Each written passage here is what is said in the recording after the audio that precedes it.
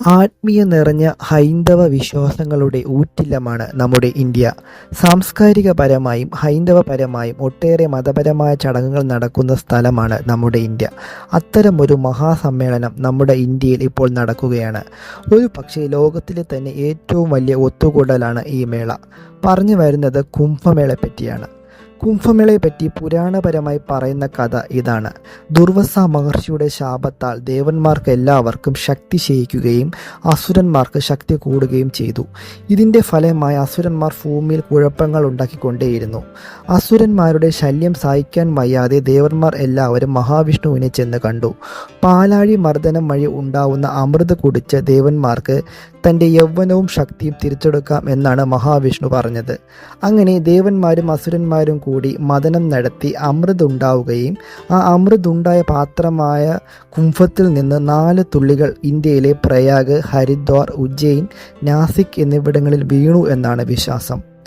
6 വർഷങ്ങൾക്കിടയിലും 12 വർഷങ്ങൾക്കിടയിലും 144 വർഷങ്ങൾക്കിടയിലും നടക്കുന്ന മതപരമായ ചടങ്ങാണ് കുംഭമേള. ഇതിൽ 6 വർഷത്തിലൊരിക്കൽ നടക്കുന്ന കുംഭമേളയെ അർദ്ധ കുംഭമേള എന്നും 12 വർഷത്തിലൊരിക്കൽ നടക്കുന്ന കുംഭമേളയെ പൂർണ്ണ കുംഭമേള എന്നും 144 വർഷങ്ങൾക്കിടയിൽ നടക്കുന്ന കുംഭമേളയെ മഹാകുംഭമേള എന്നും പറയുന്നു. ഇതിൽ മഹാകുംഭമേളയാണ് ഇപ്പോൾ നടന്നുകൊണ്ടിരിക്കുന്നത്. നദികളിലെ സ്നാനമാണ് കുംഭമേളയിലെ പ്രധാന ചടങ്ങ്. ഹിമാലയത്തിൽ നിന്നും മറ്റും വസിക്കുന്ന സന്യാസിമാർ ഈ മേളയിൽ പങ്കെടുക്കുന്നുണ്ട്.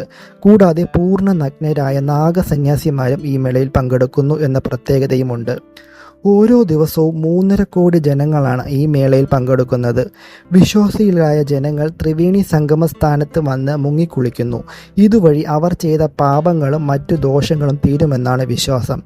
വിശേഷപ്പെട്ട ഈ ദിവസങ്ങളിൽ ഹിമാലയത്തിൽ നിന്നും മറ്റു പർവ്വത നിരകളിൽ നിന്നും വരുന്ന അപൂർവ ഇനം ഔഷധക്കൂട്ടുകൾ ഈ ജലത്തിൽ പടരുമെന്നും ജലത്തിൽ മുങ്ങുന്നതോടുകൂടി ഔഷധം ശരീരത്തിൽ കയറുമെന്നും ഒരു വിശ്വാസമുണ്ട്. അതുവഴി ആയുസ്സും ആരോഗ്യത്തിനും നല്ലതാണ് എന്നാണ് ശ്രേഷ്ഠന്മാരും സന്യാസിമാരും പറയുന്നത്.